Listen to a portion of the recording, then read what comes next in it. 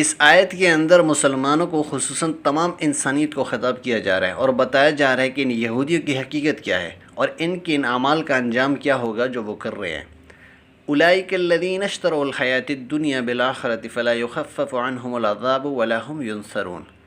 یہ وہ لوگ ہیں جنہوں نے آخرت بیچ کر دنیا خرید لی ہے، لہٰذا نہ ان کی سزا میں کوئی تخفیف ہوگی اور نہ انہیں کوئی مدد پہنچ سکے گی۔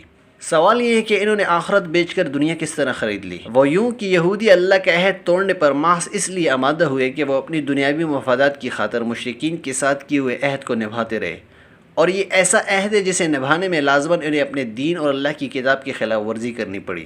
یاد رہے کہ دو دھڑوں میں بڑھ کر دو حلیفوں سے معاہدہ کر لینا بنی اسرائیل کا پرانا حربہ ہے۔ یہ ہمیشہ بین بین رہتے ہیں اور احتیاطاً باہم متحارب بلاکوں میں ہر ایک کے ساتھ ہو جاتے ہیں، تاکہ جو بلاک بھی کامیاب ہو اس کے ساتھ حاصل ہونے والے مفادات میں ان کا حصہ بہرحال محفوظ ہو۔ جو گروہ بھی کامیاب ہو اس کی کامیابی یہودیوں کی کامیابی ہو۔ جن لوگوں کو اللہ پر اعتماد نہیں ہوتا اور جو اللہ کی رسی کو مضبوطی سے تھامے ہوئے نہیں ہوتے، ان کا طرز عمل ہمیشہ ایسا ہی ہوتا ہے۔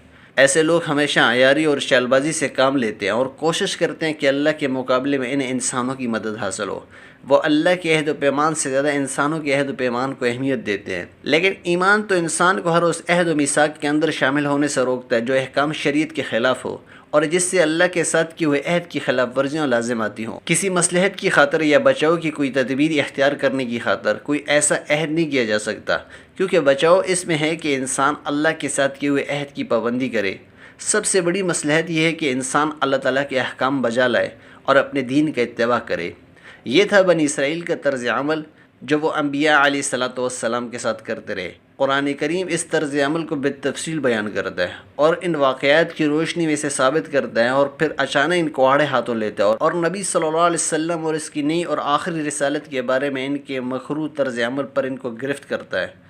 قرآن کریم انہیں بتاتا ہے کہ تم ہی تو ہو جنہوں نے انبیاء علیہ الصلاۃ والسلام کے ساتھ یہ برا سلوک کیا۔ قیامت کے دن ایسے لوگوں کو جو اللہ کی آیات کا انکار کرتے رہے اور آخرت کے بدلے دنیا کو انہوں نے ترجیح دی، تو ان کی مدد نہ ہوگی اور نہ کوئی مدد ان تک پہنچ سکے گی۔ اللہ تعالیٰ مجھے اور آپ کو اس قرآن پر عمل پیرا ہونے کی توفیق عطا فرمائے۔ وما علینا الا البلاغ۔